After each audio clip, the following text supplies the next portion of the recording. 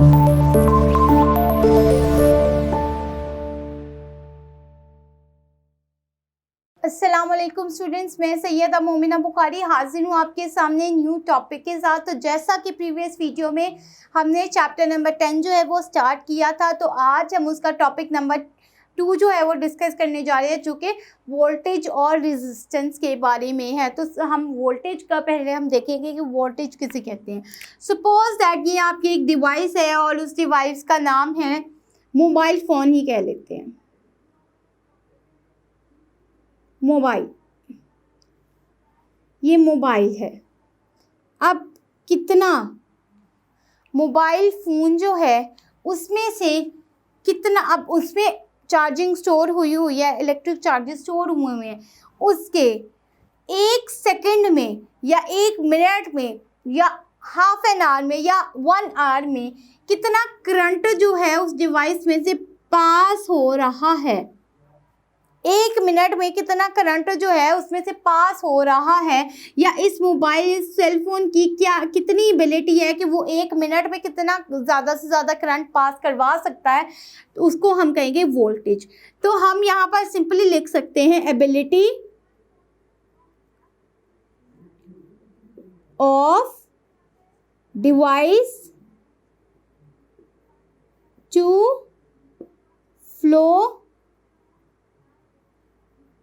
Current, कि एक device की कितनी एबिलिटी है कि वो 1 मिनट में कितना करंट अपने में से वो क्या हो सकती है, वो फ्लो करवा सकती है। अब हम बात कर लेते हैं दूसरी एक और इलेक्ट्रॉनिक डिवाइस की, जो कि है वॉशिंग मशीन,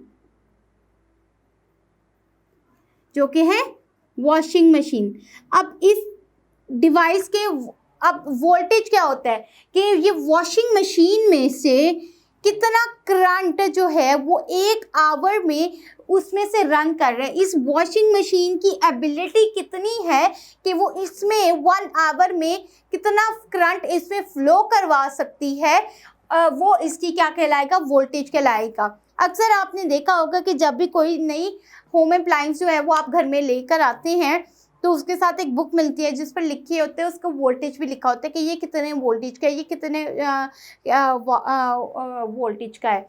तो वोल्टेज का मतलब होता है कि एक डिवाइस में कितनी एबिलिटी है, कि एक डिवाइस की कितनी सकत है कि वो कितना करंट जो है खुद में से वो पास करवा सकती है, उसे कहते हैं हम वोल्टेज। अब हम आते हैं रेजिस्टेंस की तरफ, कि रेजिस्टेंस किस चीज़ को कहते हैं।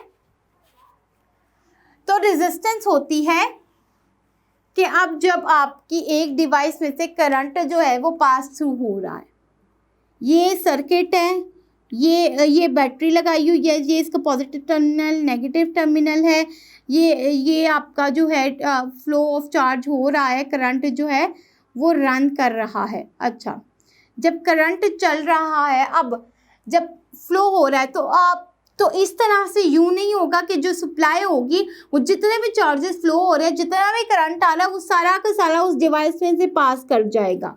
ऐसे नहीं होगा। कुछ करंट जो होता है, कुछ चार्जेस ऐसे होते हैं जो कि क्या करंट के साथ मूव नहीं करते।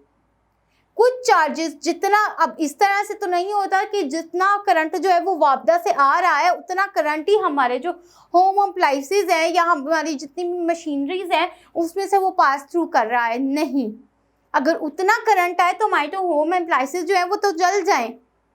तो जो अब वो एबिलिटी, सपोज दैट एक वॉशिंग मशीन की जो एबिलिटी है वो 20 वोल्ट है, कि एक मशीन में से ज़्यादा 20 वोल्ट जो है वो करंट पास कर सकता है, इससे ज़्यादा नहीं पास कर सकता।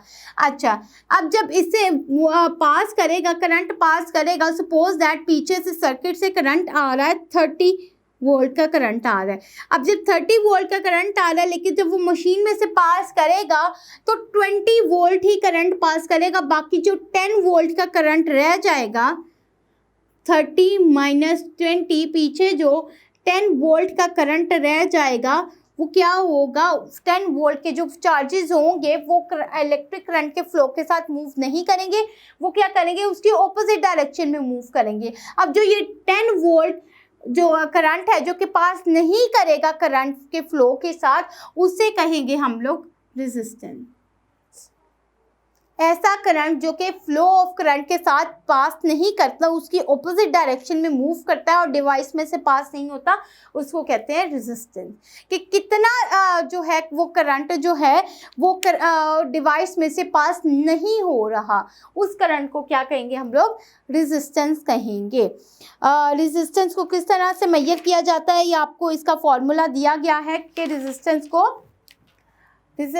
को V ओवर I से, जो कि I इलेक्ट्रिक करंट को रिप्रेजेंट कर रहे हैं और V जो है वो वोल्ट को रिप्रेजेंट कर रहा है, ये जो वैल्यूज हो तो आपके पास आप रेजिस्टेंस को जो है वो फाइंड आउट कर सकते हैं। तो यहाँ तक जो है हमने वोल्टेज के बारे में और रेजिस्टेंस के बारे में पढ़ लिया है। अब यहाँ तक हमारा टॉपिक नंबर 10.2 जो है वो भी कवर अप हो चुका है। नेक्स्ट वीडियो में इंशाल्लाह ताला मैं आपके सामने हाजिर होंगी नेक्स्ट टॉपिक के साथ। तब तक के लिए कोई भी क्वेश्चन होगा तो कमेंट बॉक्स में ज़रूर मुझसे रेज कीजिएगा अपना क्वेश्चन। अल्लाह हाफिज़।